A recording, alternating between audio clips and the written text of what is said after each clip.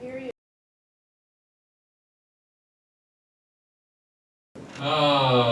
Good morning, everyone. Good morning. It's so sweet to be here with you on a cool Sunday afternoon in August. I am always grateful for a few clouds in the sky. That's what I have to say. So it's beautiful to be here today. It's wonderful that we are able to gather here, both in person and also for those of you who are online. It's so nice to be here with you too.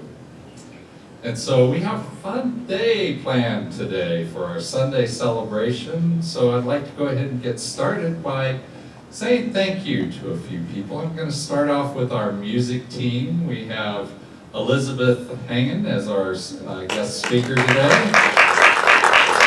And for our band, we have Chris here on the drums. We have Chris on the piano, Brian on the drums, and we have Leon back here on the soundboard, but he's also going to be playing the bass for us today. And there are many, many folks who come and are helping us with our service today. We have Sandra back there who's greeting folks. We have Harris who's on the keyboards. So let's just say thank you. And we have Lisa, by the way, is with our kids, and Malachi's with our kids, and we have a new person helping us out this week. His name is Moses. So we got plenty of folks helping out with the kids, and so we're going to be talking about a special ceremony. Lisa's going to talk about it later. Special promotion ceremony for our kids next week. So bring all your kids next week for sure. We'll have a special thing for them. And, and we wouldn't be able to do this service without our practitioners. And today, Kelly has already led us in a meditation, and then she's going to come up and do invocation and reading and a power talk today. So let's say thank you to Kelly Metcalf. And so now is the time for us to just gather together with a nice deep breath. I'm going to take one in. And just let it go. As we allow ourselves to settle back, get into our body with our mind, go down into our hearts as we listen to our meditation video by Gabriel.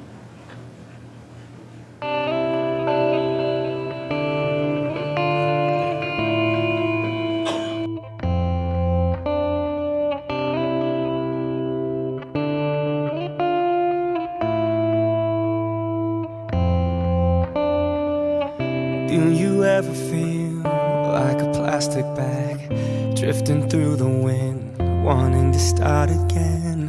Do you ever feel so paper thin, like a house of cards, one blow from caving in?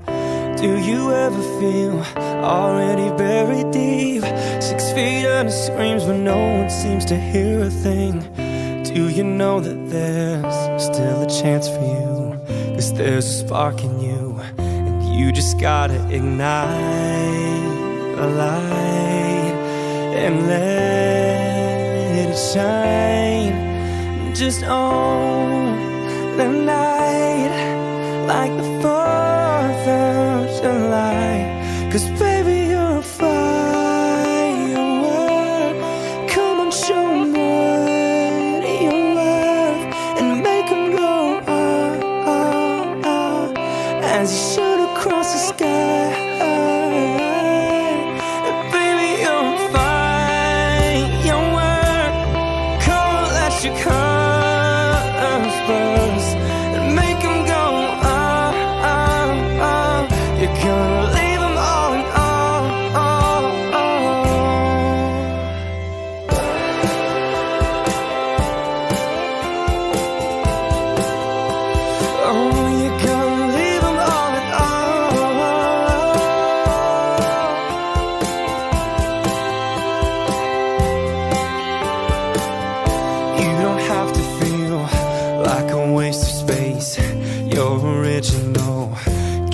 be replaced. If you only knew what the future holds. After a hurricane comes a rainbow. Maybe a reason why all the doors are closed, so you could open one that leads you to the perfect road. Like a lightning bolt, your heart will glow, and when it's time you'll know that you just gotta ignite the light and let it shine. Just own the night like the 4th of July. 'Cause baby, you're a firework. Come on, show 'em what you're worth. Make 'em go, as you shoot across the sky. Baby, you're a firework. Come on, let your colors burst and make 'em go, You're gonna leave 'em all in awe. So don't let 'em take your life for granted. You're the only one who needs to rule your world. When life leaves you feeling empty-handed, light it up and show 'em what you're worth.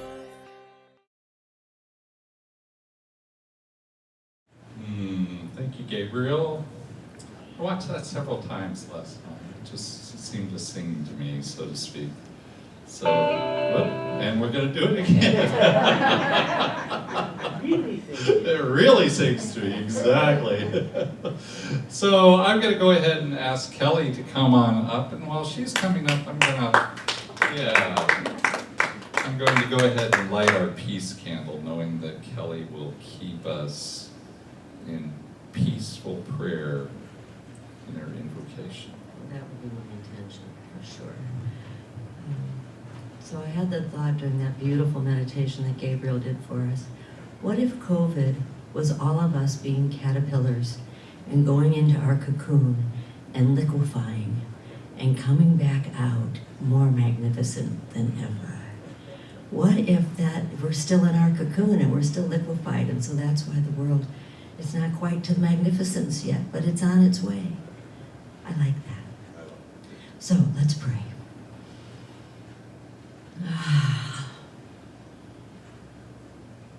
There is only one magnificent presence, all powerful, all knowing, all wise, forever expressing throughout all of its creation, always has and always will be, expanding and expressing throughout its creation, revitalizing it, rejuvenating it, loving it.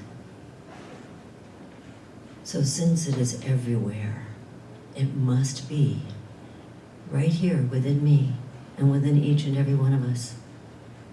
It has to be so that we each are magnificent expressions of the divine.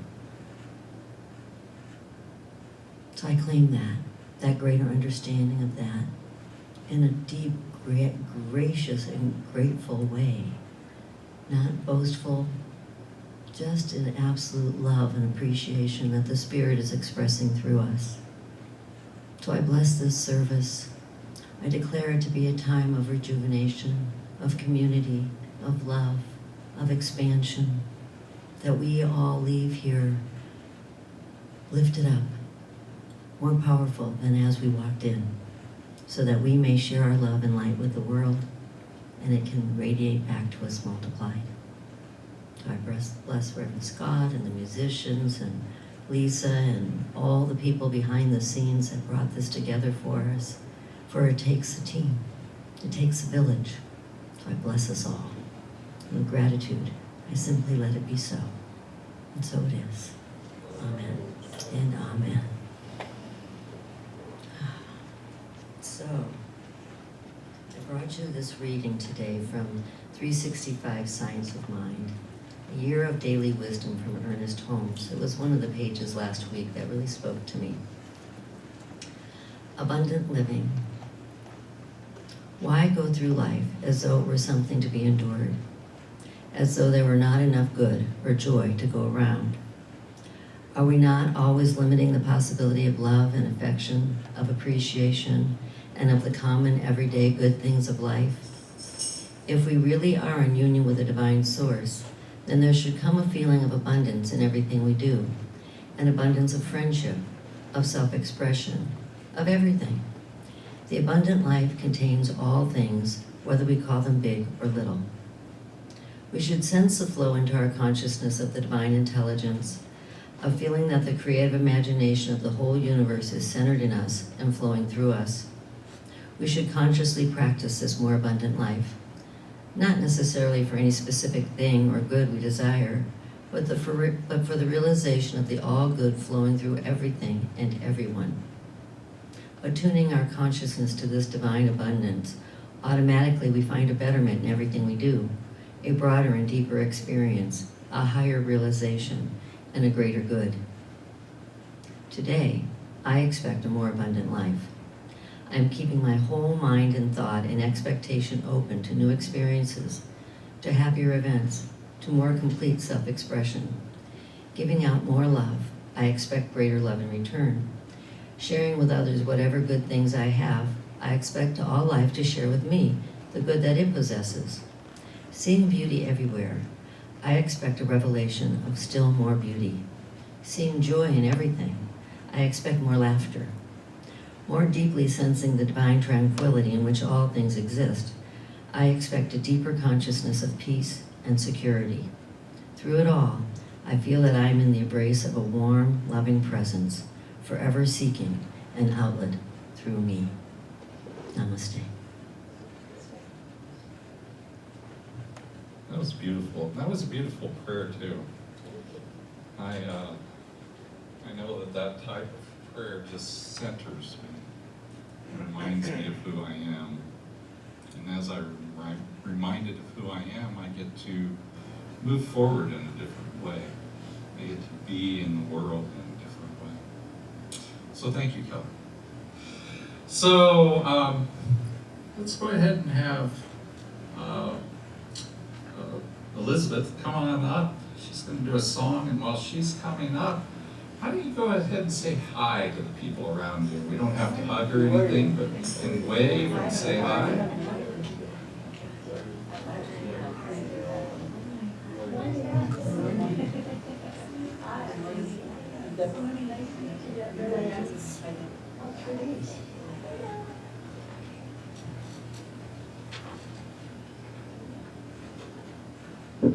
Good morning, everyone. Good morning to those who are online, and good morning to my mother. I think she might be watching this morning.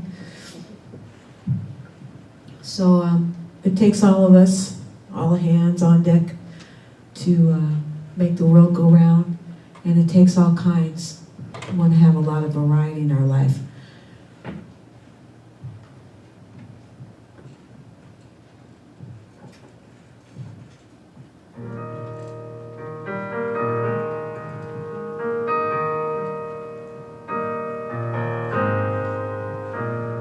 Some say the walls between us stand so tall, they don't see there's just one sun shining on us all. But I say we each choose roads to call our own, but none of us is traveling through this universe alone. And this circle goes on and on. It began before us, it'll be here when we're gone. Oh, and this circle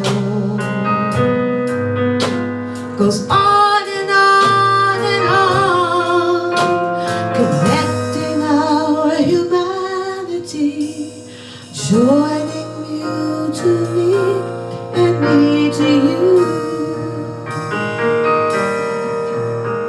Seasons keep spinning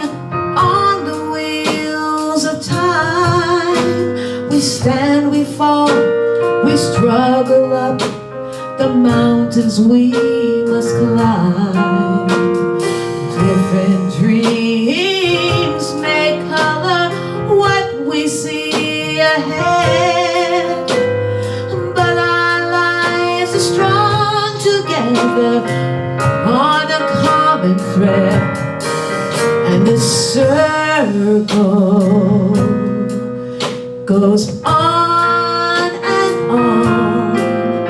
It began before us, it'll be here when we're gone.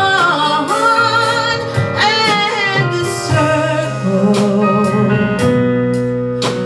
goes on and on and on, bringing our humanity, joining me to you and you to me.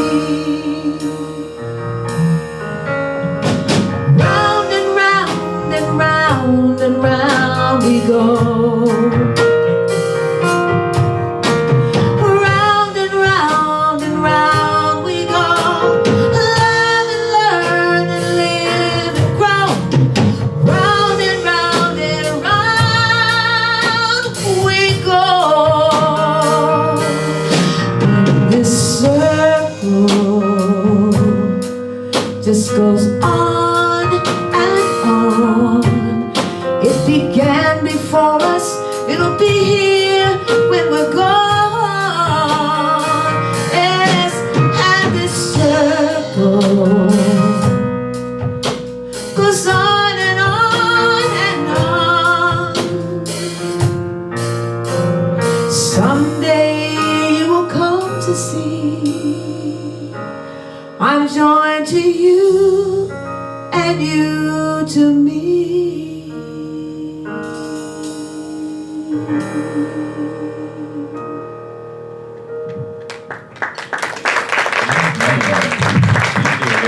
Thank you, Dan. You know, I usually get to hear the musicians as they're practicing. Today I didn't, so I got a nice surprise. So lovely to be here with you guys today. And, you know, we have been working on this theme of the elements of life. And last week I showed you this beautiful picture of Earth. And I said that, you know, we talked a little bit about what does it take to make this be a blue dot, to be a blue dewdrop hanging out in heaven, allowing us as humanity and all the life of this planet to live in such splendor, in such abundance as we have right now. And it takes particular conditions that are not that, you know, it's not found everywhere in the universe. It's not found everywhere in the solar system. It takes particular temperature range, and it takes a certain amount of water, and it takes a certain type of air, you know, and we as humans, you know, are well, we're mixing with the you know, in our impact, we're mixing with what is going on this earth. And so, you know, we need to be aware of that. We need to be cognizant. We need to take the actions that are needed to make sure that we stay in that just right place for us to live and for our descendants, our children, our grandchildren, and the many, many, many descendants that come after us have this beautiful planet.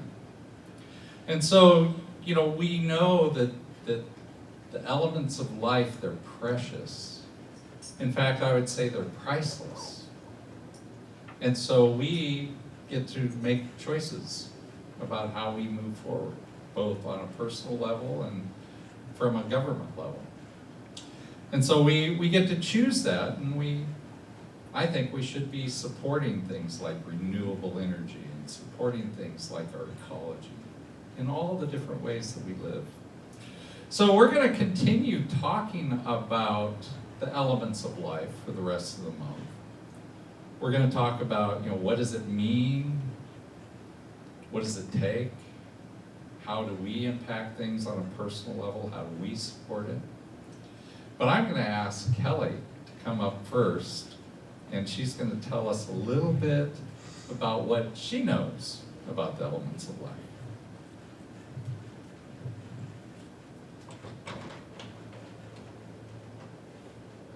Wow, the pressure on me now. Yeah. So it's really an honor and privilege to be here, and I'm happy to be here. And so, you know, the talk title is It Takes All Kinds, and it occurred to me it takes all kindness. And so that's what I thought I would base my little talk about, is the power and the wisdom of choice, and what we choose, whether we choose kindness or something else. You know, Spirit has such a funny sense of humor. I might have left a couple minutes later this morning than I wanted to be here. And so, of course, you know, I'm preparing this talk, and I get behind a car on a single lane road that is going 12 miles an hour. I kid you not. You know? So I was like, okay, let's be kind and let's bless. So I did prayer that they arrive safely wherever they're going, and I turned as soon as I could to get away from them. So it was making me laugh because, you know, then I got stopped by the train, and then I had somebody cut me off that just barely missed me, and I kept saying, okay, I'm going to choose kindness, I'm going to send them love. And so when I asked Spirit what I ought to talk about with this talk title of It Takes All Kinds, I kept getting a picture of a box of chocolates. I'm like, really? For Sunday morning service, a box of chocolates. Okay, well, it does take all kinds. You know, you could have a box of chocolates that's all one kind, but usually, you know, there's some chewy, and there's some nuts, and there's some crunchy, and there's, you know, well, there's usually 1 or 2 pieces of coconut. And I learned at a very early age that coconut was the best piece. And it seems that there's, you know, 2 camps about coconut. Either you love it or you hate it, and there is no in between. And I didn't care what anybody else thought. I love coconut. I still love coconut. Now, I wish I could tell you that this little girl learned that lesson and carried it into every aspect of her life, that I didn't care what anybody else thought. That was their problem, and it was more coconut for me. But did I do that about self-criticism or self-doubt or, you know, questioning my talents or my gifts? Oh no, I listened to all those other people, and it took me, it still takes me. I wish I could say every day I was like, just like coconut. You know, what makes my heart sing doesn't matter what you think about it, right? So I ask you about you and your coconuts.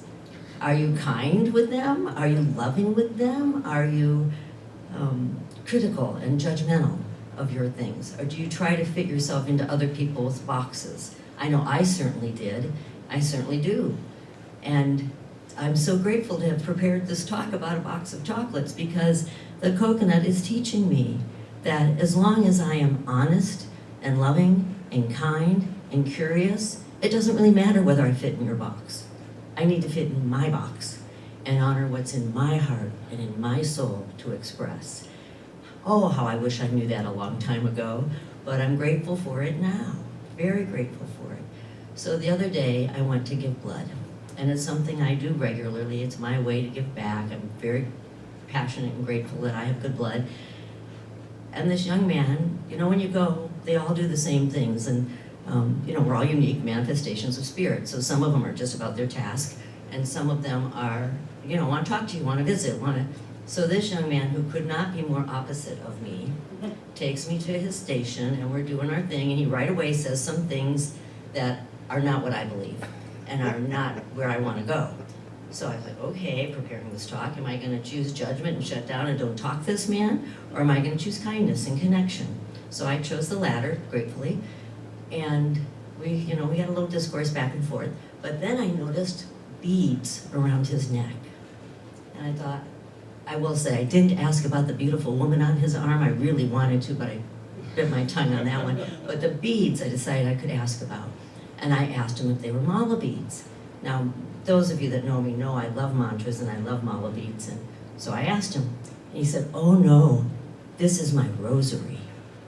He said, every morning before I leave the house, I pray a full rosary. I fill it with love. I pray for my family. I pray for the world. I pray to be a loving presence. I was in shock, and I was so grateful. And I said, did you know? He said, and then I wear it so that I bring that loving energy with me everywhere I go. My heart is like pitter-patter. And so I said to him, did you know that the rosary has the same number of beads, the big circle, as mala beads? If you go around the big circle twice, it's the same number. And he looked up and with this brilliant smile on his face, it's like, really? That's so cool. And I said, yeah, you know, lots of countries and lots of cultures have different traditions, but they all kind of come back to the same thing. He's like, that's really cool. Like, he was so excited to learn that about mala beads and rosaries. So it reminded me of a song we used to sing in this philosophy, because we teach that we are one, and we teach the power of choice. And the song goes, we are one, we are one. I am you, you are me, we are one. And in this unity, we all live in harmony, and peace shall come, for we are one. So that's been going off ever since this guy that's totally opposite of me, you know, came into my life. So I'm so grateful. So I want to close. I'm probably out of time, but I'm going to read you this anyway. It's by Emmett Fox, a powerful metaphysician, and it's about love. Love is by far the most important thing of all. It is the golden gate of paradise.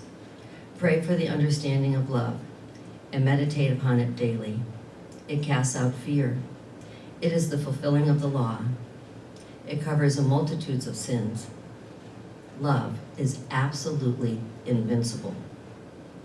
There is no difficulty that enough love will not conquer, no disease that enough love will not heal, no door that enough love will not open, no gulf that enough love will not bridge, no wall that enough love will not throw down, no sin that enough love will not redeem.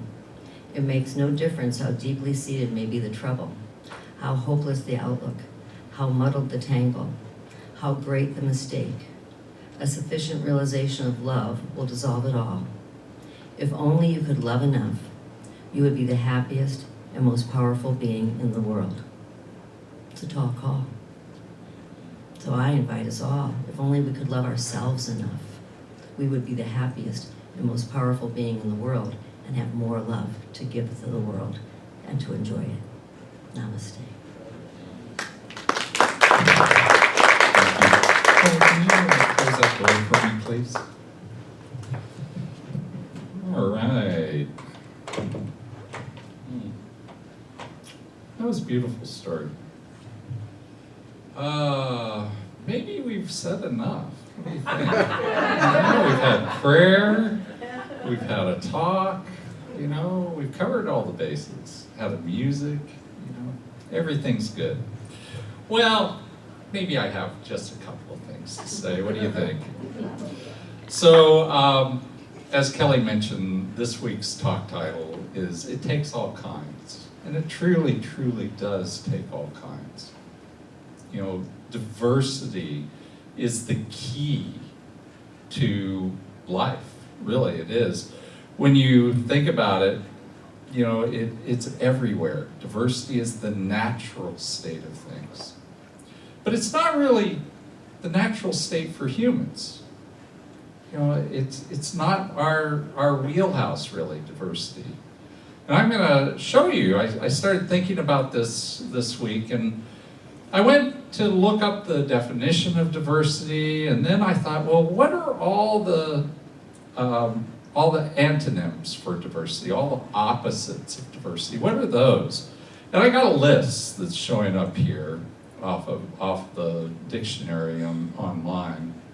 And it says words like uniformity and consistency and harmony and standardization. Oh, you know, I'm a recovering control freak, so standardization is great for me. Stability, community, unity. Who doesn't like those words? Who doesn't, you know, think those are good words? And then I looked up the synonyms for diversity, words that are similar in nature to that. And this is what the list I got was: assortment, medley. Well, I'm okay with those words, but then we go on to things like dissimilarity. Who wants dissimilarity in their lives? Or variegation. You know, I had to think about how that was actually pronounced for a moment. And multiformity and heterogeneity, and oh, the one that sounds the worst is multifariousness. Multifariousness, what the heck is that? So not are they only words that I have to think about what do they mean, but they don't even sound nice, you know? And just to kind of put the point together, what if we put a couple of these words together, which, you know, that mean kind of the same, really the opposite of each other? Which do you prefer? Do you want uniformity or dissimilarity? Do you want consistency or variegation? Do you want standardization or multiformity? You know, we don't even say those other words. And so there is this tendency among us humans to want not diversity, but sameness. That we feel comfortable in that. We feel like we have things under control and we can live our lives safely when things are not so diverse. They're more sane. Now, you know, I was thinking about where is it the most same in my life? And you know what I came up with? I wrote about this in the newsletter this week. My underwear drawer in my dresser drawer. Right? You pull it out, and what you find is, you know, Calvin Klein boxer briefs and Golden Toe socks. That's it. No, I don't take any other brand, you know, just those. And the reason is because I get up in the morning, I'm half asleep, eyes are half closed, I walk over, I grab what I'm going to wear for the day. I don't have to look at it. I don't have to know anything about it. I just pick it out, and there we go. And that makes for a fairly comfortable life for me. I like that. And I don't think having, you know, sameness in my underwear drawer, you know, has anything to do with the world. But I think it is the way it just kind of points to how we like to live our lives. And so, you know, that is true for my underwear drawer. It's okay. But it's not true for this world. It's not true for the earth. The truth is, for the earth, we need to have diversity. And we know that because everywhere we look on the earth, everywhere that life was just able to be life, the way it was before humans came, there's diversity everywhere. Now, I think that the reason we tend to not like that diversity is because, as far as the earth goes, is we like profitability. You know, we want to make the most bang for the buck for every square acre that we can have, or every little piece of land that we have. And so, if somebody's a farmer, they choose what kind of farmer they're going to be. And so maybe you're going to be a corn farmer. If you're going to be a corn farmer, they grow corn. They don't grow corn and soybeans and this and that and the other thing. They grow corn. And so what you end up getting is you get this, which is a picture of cornfields. And if you were to get up high enough, you would find them stretching everywhere. Who's been to Iowa and seen cornfields in Iowa? There's cornfields in a lot of the land, but Iowa produces the most corn. It's not the biggest state or anything either. They produce 13 million acres of corn each year. 13 million acres. And, you know, that's great if you're a cutworm or a rootworm or an aphid that loves corn, right? Because they just come in there and they go, ooh, you gave me a feast. But it's not good for us, really, in many ways. The world likes diversity. So when we look at what the world produces, what we actually find is, for instance, the species in Amazon. They're just Amazon, which is primarily Brazil. It's the rainforest primarily in Brazil. and you look at how many species there are, and you'll find that there's 40,000 species of plants. There's 1,300 species of birds, 3,000 species of fish, 427 mammals, and 2.5 million species of insects. That's amazing, isn't it? But that's what the earth likes to have. That's the diversity that is the natural way for this planet to be. Not sameness, diversity everywhere that you look. And so, what happens is man comes in and cuts down the forest. In fact, worldwide, as far, not just the rainforest in Brazil, but worldwide, trees are taken out every year, enough area to fill the state of Nevada every year. And if we keep doing this, in 100 years, there will not be any forests on the planet at all. And so it's something for us to consider. What can we do? And what do we replace that forest with? Well, we replace it with palm tree oils. Trees is one of the main things that's going on right now. What do we use? We use that for our processed foods. So we get to make a lot of choices. But I think number one for us is for humanity, I think, needs to embrace the idea of diversity more.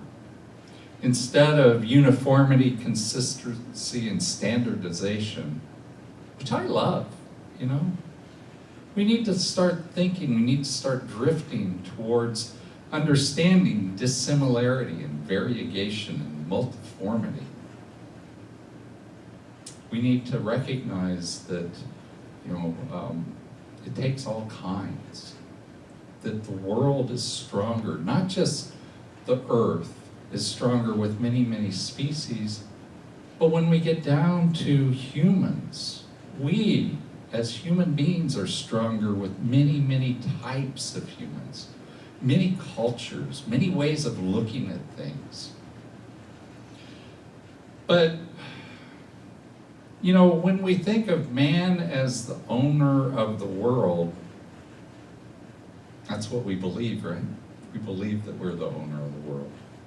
I think we need to take into consideration a statement by a man named Anthony Douglas Williams. He says, "One day we will know that all animals have a soul. Hopefully this day does not come when it's too late." And so, when it comes down to what are we going to do, we could spend a lot of time, a lot of effort on the doingness, figuring out what the doingness is. I could say a lot of things, but that's not what this purpose is about. That's not what we're here about today. We're here to understand, how are we supposed to be in the world? Because what we know is that change your thinking, change your life. We don't say change your life and change your thinking. Changing your thinking is the number one. It's the first thing that we need to do. And so what is it that we need to look at? Well, we need to understand that all life is sacred. We need to know that the animals are also life. Ernest Holmes says, "We believe in the incarnation of the Spirit in everyone, also in everything, and that all people, and also all life, are incarnations of the one Spirit." And so I think one of the things that we need to do as far as our beliefs, as far as our thoughts, is we need to value all life. We need to value life in all the myriad ways that it shows up, both in the animal kingdom, the plant kingdom, all the variety that's on this planet. but also in all of the variety that it shows up as human. Right? When you really look at all the millions of species out there, you know, the differences between people is tiny, right? Compare yourself to an ant. You know? How much are you like an ant? Not much.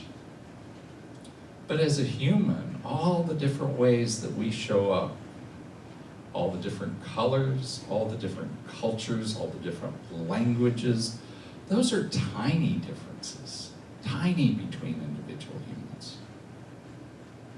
And so we need to value that diversity that we see as a way of making humanity more resilient, more able to handle all that we need to do.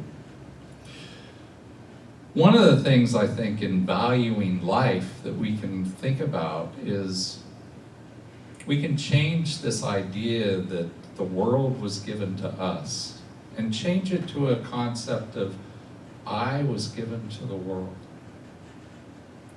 If I was given to the world, how do I need to show up in order to be the gift that I was given to the world? You know, we are absolutely free humans, free spirits. We get to do whatever we want in whatever way we want. But it takes all kinds. And we have an opportunity to really look to see how that gift can be given to the world, how our personal gift can be given. One of the things I think that we can do is I think that we can have a smaller footprint on the world. You know, I used to scuba dive a lot. My ex and I, we went all over the world scuba diving. I have been so fortunate in being able to go down into these beautiful, fragile reefs and see the beauty that lies there under the sea. And in the group that I used to dive with all the time, we used to have a saying. We said, take only pictures and leave only bubbles.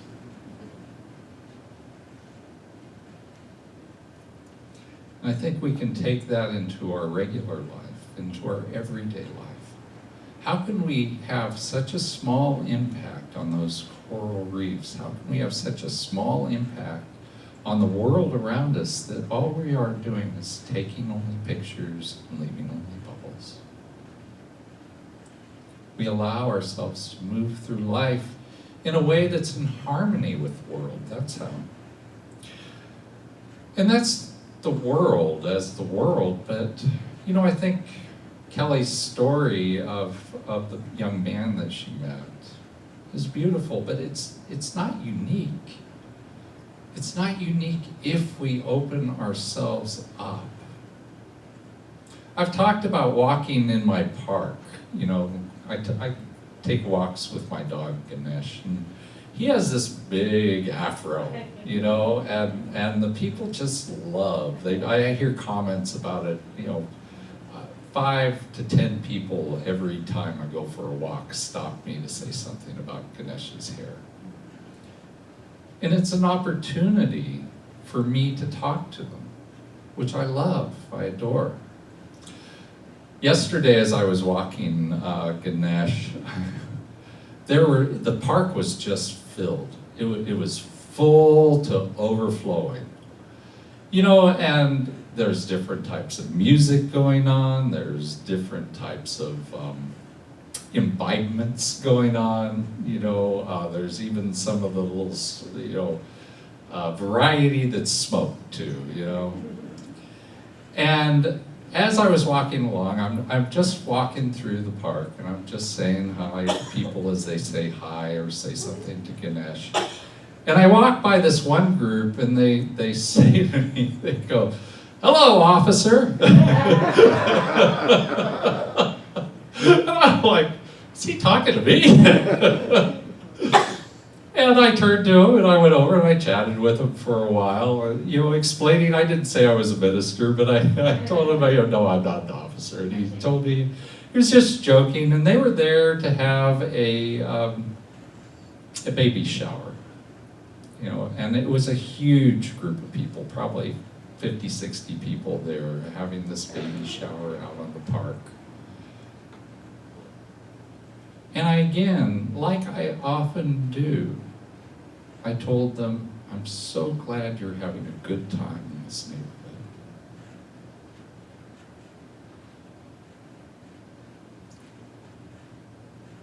Because it's a way for people to come.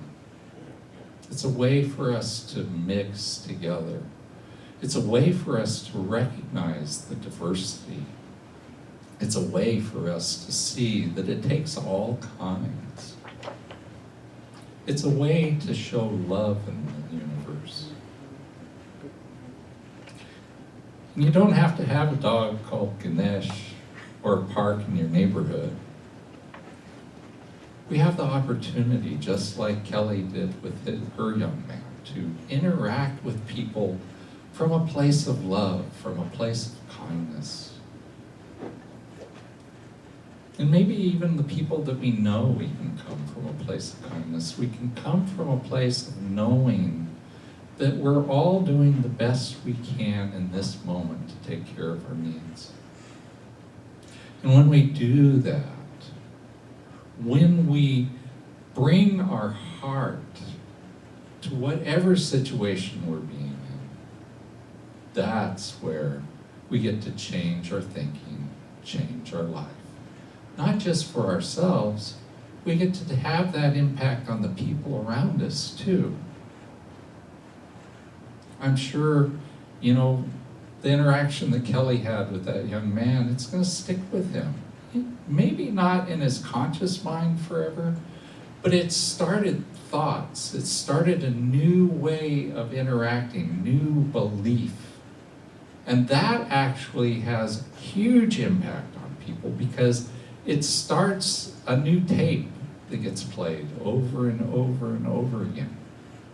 And so if we can come from a place in the world of recognizing and honoring the diversity and knowing that our place is the life that God is to support that in all its different forms, then I know that the world will work around us. It will work for us. And so we want to come from this place of work, of doing the work that's necessary for the planet, for humanity, for our descendants, and for ourselves. And so Harris has created an affirmation for us for today. I'd like to go ahead and read it together. It's up here on our screen, and it's back there on your screen if you're online. It says, I am essential to the works of life. Let's say that again. I am essential to the works of life. And so as you go out into your week this week, what I'd like you to do is I'd like you to think about and notice, what are your thoughts on diversity? Do you prefer sameness, or do you prefer a little diversity in your life? And, how do you see other people? How does that show up? When you look at other people, how do you gauge them? Do you value the diversity that they bring to you? And I'd like you to think about, how do you see yourself as a gift to the world? How does that show up? How can you bring something to this world that is a gift to all people and all life? And most of all, if you're not quite sure what to do, it's okay, because we don't have to figure it out up here, because that's the ego thinking. All we really need to do is follow our hearts. And if we do that, then you just let Spirit guide you. Thank you, and namaste.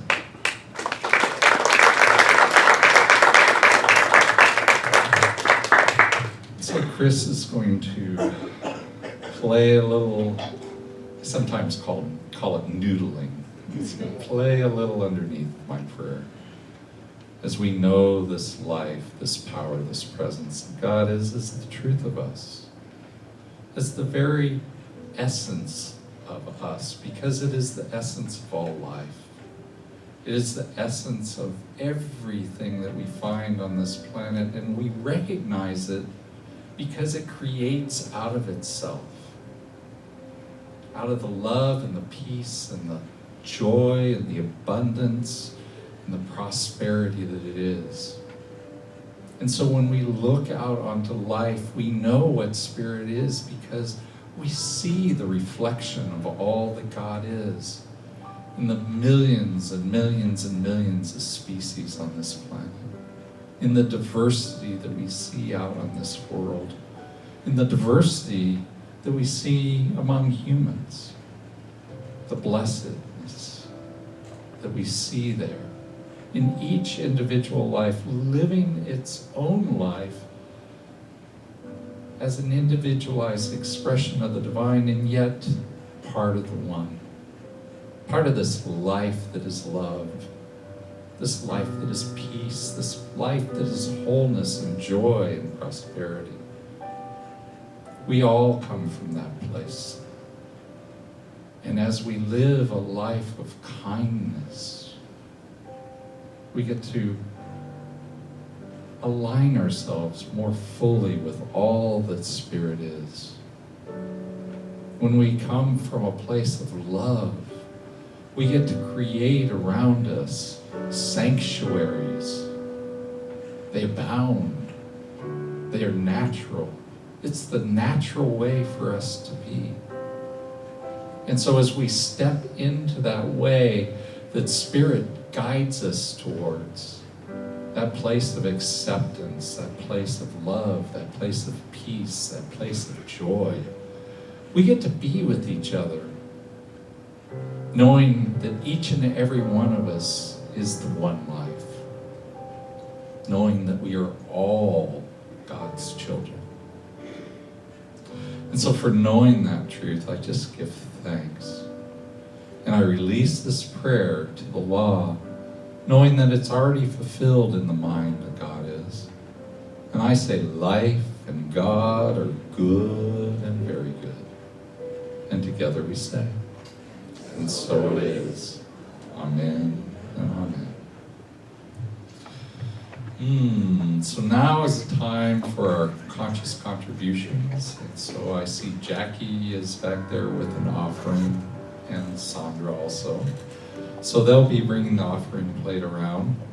And if you're here, we have offering envelopes that are in the pews that you can fill out and put your offering in that and just throw it in the basket. If you have been given online already, there are little Ernie 100s that you can place into the basket just as a symbol of your giving. If you're online, there are 3 ways to give. You can give through our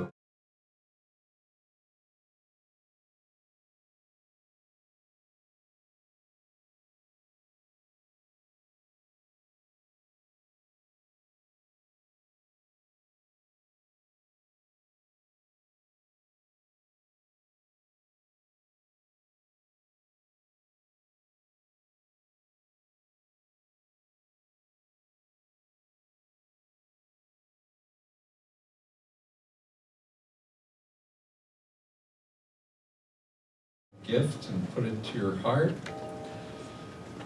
and repeat or say along with me this.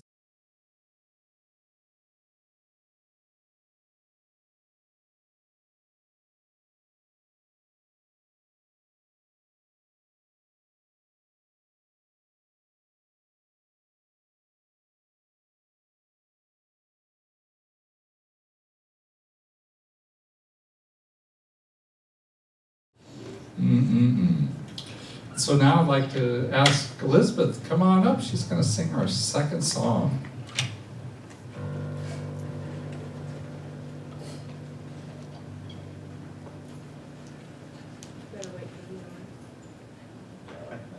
We didn't wait for him last time, sorry. We just launched right in.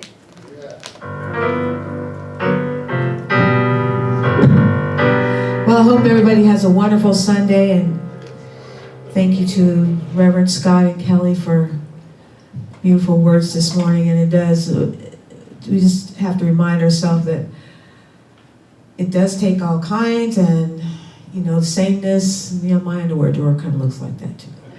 Only not Calvin Klein's. Although I do not think for black underwear, okay? There's a song about that. Meet me with your black drawers on. Have you heard it? I know. If my mother's watching, I'll be in big trouble. But we are going to do a song by Sly Stone. I think everybody's familiar with this song called I Am Everyday People. So I hope that you'll sing along with what you know of it. And so here we go.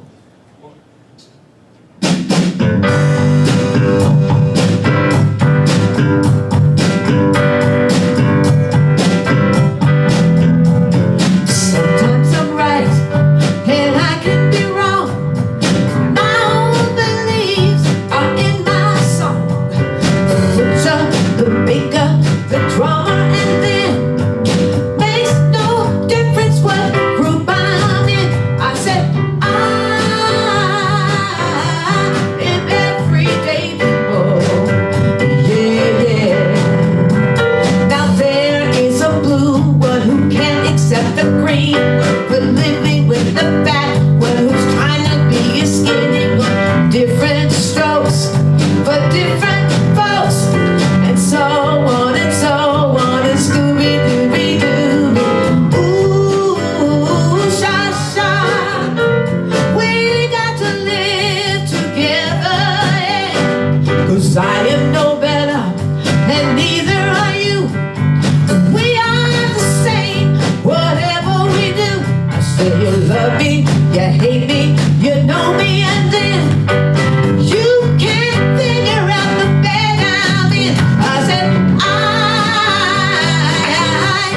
am everyday people. Well, well. Now there is a long hair who doesn't like the short hair for being such a rich one.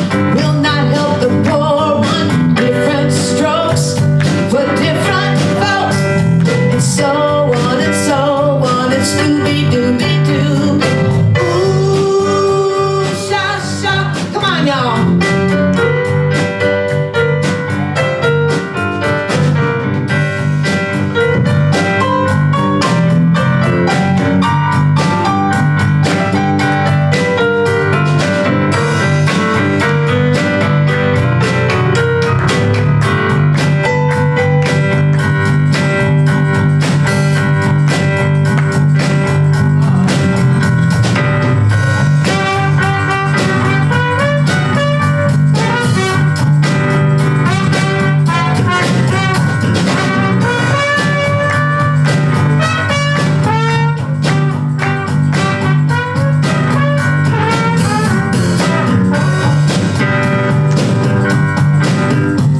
Come on, break it down to the drum and the bass. Here we go, here we go, here we go, here we go, go!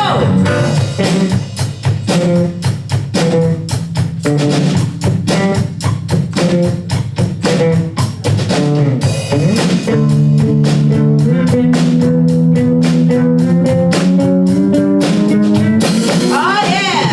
There is a yellow one that won't accept the black one, that won't accept the red one, that won't accept the white one.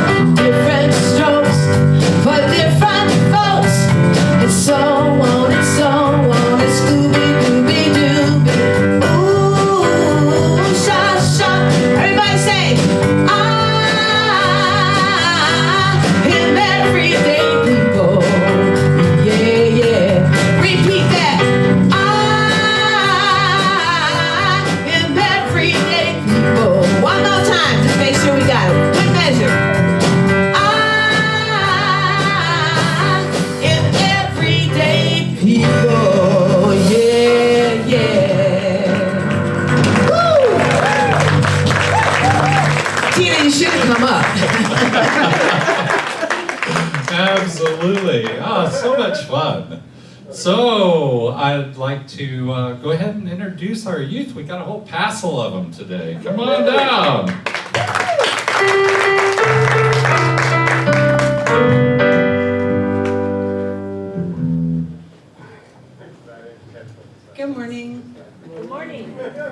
So our teens were definitely our majority today, so we're going to talk to the teens to see what they did. All right, so Naoma's going to tell us what we did today. I'm Naoma. So basically, we made these boxes, if you guys want to show those off. And we were going a lot into confidence and comfort zone and just reintegrating ourselves back into society or school or wherever else we need to be in a social group. And so these boxes were meant to represent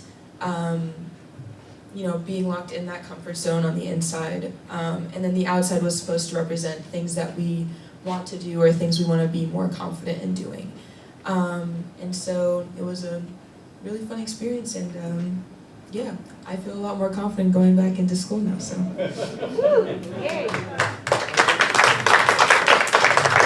Is there anything that we discovered about the inside and the outside?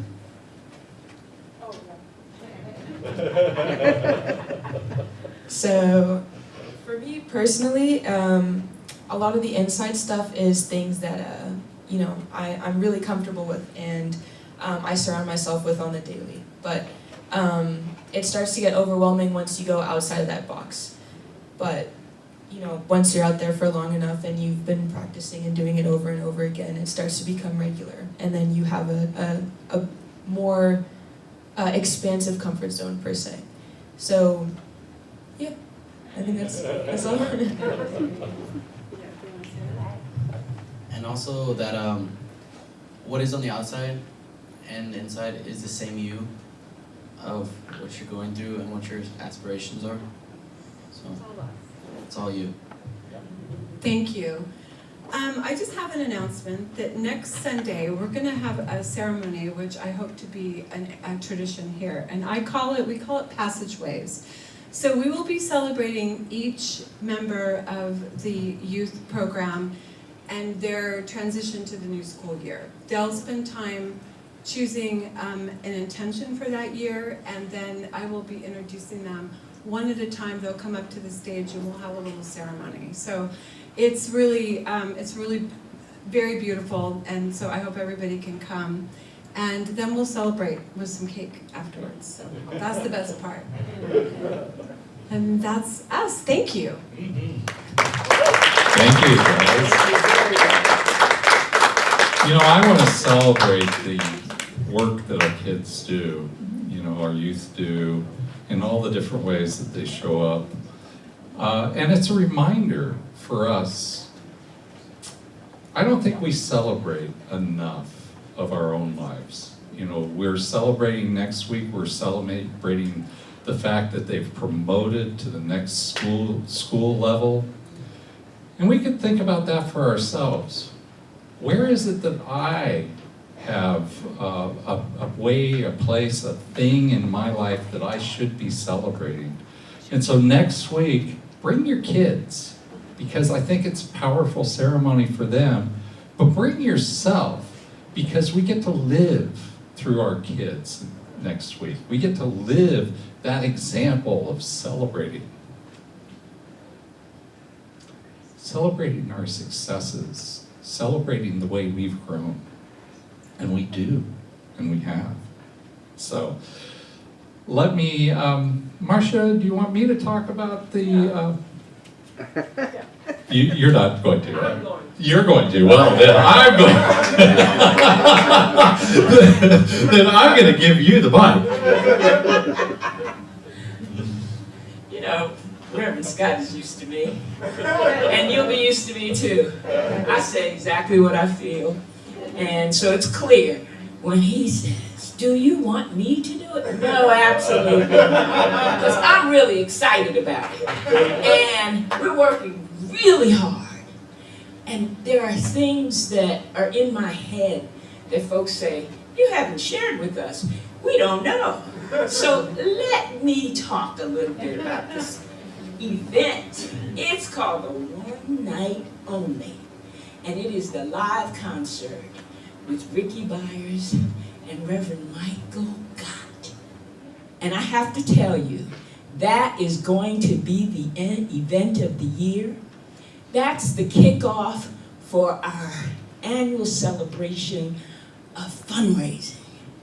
So I am asking everyone, get on this train and go with us to this concert and have a ball. Now, the concert is a musical celebration, and I don't know if you've heard Ricky Byers or Reverend Michael God. If you haven't, go online and find them. YouTube, look for them. I think we even have something, or we may have something on our website with their music. Ricky has told me that everyone in the audience will determine the fun that we have. Because she's going to read the audience and sing for you. Not for herself, for you. And that's special. Am I right, my friend over there, Leon? So I want you to be there. Now, I got an email this morning, and put it on your Facebook page, your Instagram. We need everyone there. We have 999 seats, and I want every one of them. Then we have live streaming that I am working. There's a young man that I'm talking to right now.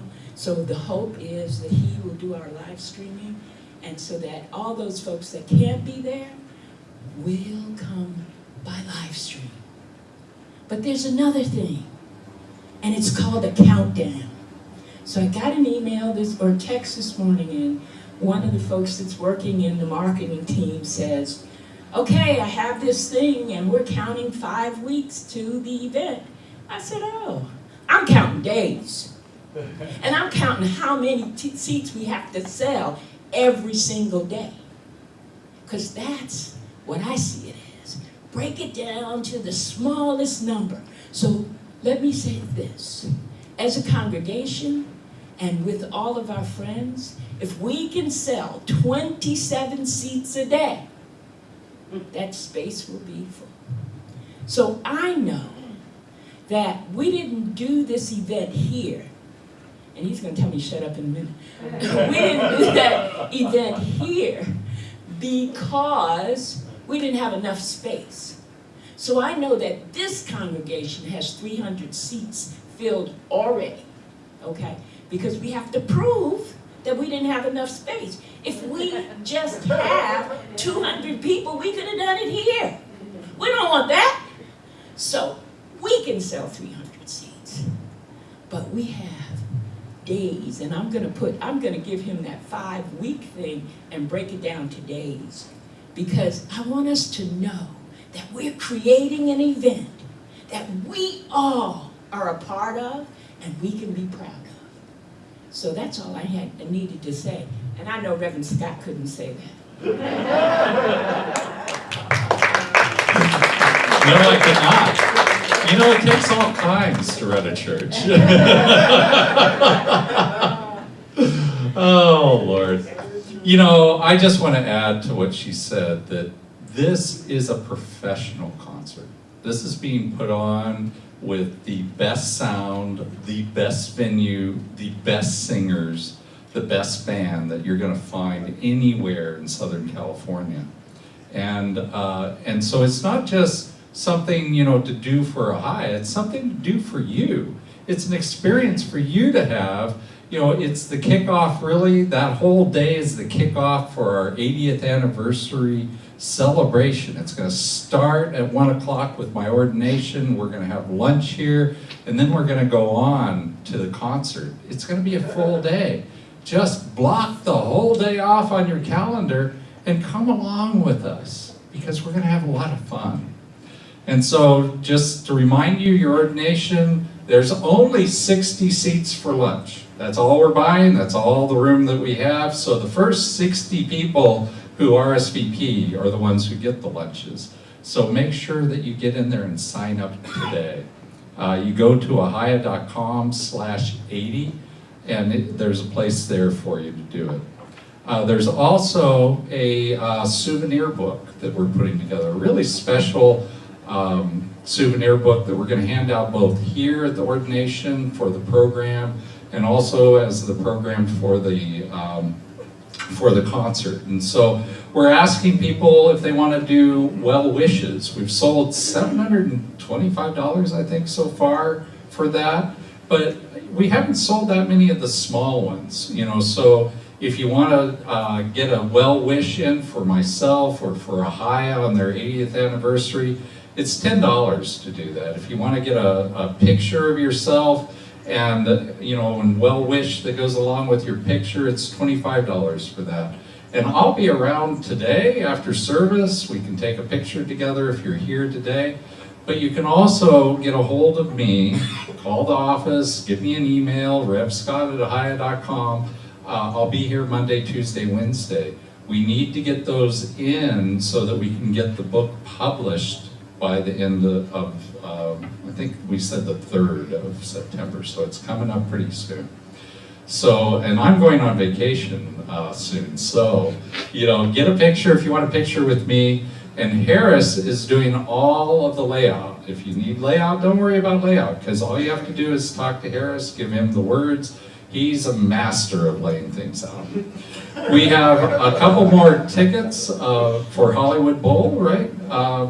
We're getting close. I think it's next week, right?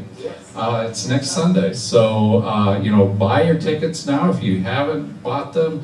We're selling all the tickets online, but you can talk to Barbara if you're here at the house today. You can talk to Barbara, she'll guide you through the process, or talk to me, or Harris, or get online. Go to ahiah.com/80. No, actually, just ahiah.com. It's on the front page. And we have the book study this week. And I want to remind you of our practitioners. We have a whole passel of practitioners. When our practitioners who are here today stand up, I see Myrna and Jackie in the back. I see Kelly. We have Marcia. We have Chris. I am a practitioner as well as a minister, so I love praying with you. So if there's something on your heart or mind that you would like prayer for, you see our practitioners. If you want to do something, if you're online, you want to talk to them outside of here, then you can go to ahiah.com/meet-our-practitioners to find their contact information. We also have ministry of prayer. If there's something that you want prayer for, just go to ahiah.com/prayers, and there's a form there. You fill it out. Only the ministers and practitioners ever see that. And then we have Dial-A-Prayer, which is a weekly thing that we do that gives you a great message, a prayer and a message. And we change it up every week, so there's something new. I love it for a quick lift me up for myself. So, with that, let's do the benediction together, all right? You got it here on the screen. Go ahead and read it along with me. Something wonderful is happening through me right now. It is this thing called life. Life is in my mind, life is in my body, life is in all of my affairs. I accept it, I am it, and I share it, just the way it appears, and just the way it appears not. Thank you, life. Amen and amen. And so, it's been lovely having you here today. I hope to see you again here next week. Remember, we've got the youth promotional ceremony next week, and lots of good stuff going on. So I want to see you here, and if you're online, I will check you out on Zoom in just a few minutes. I love you guys. Thank you, and namaste. Namaste.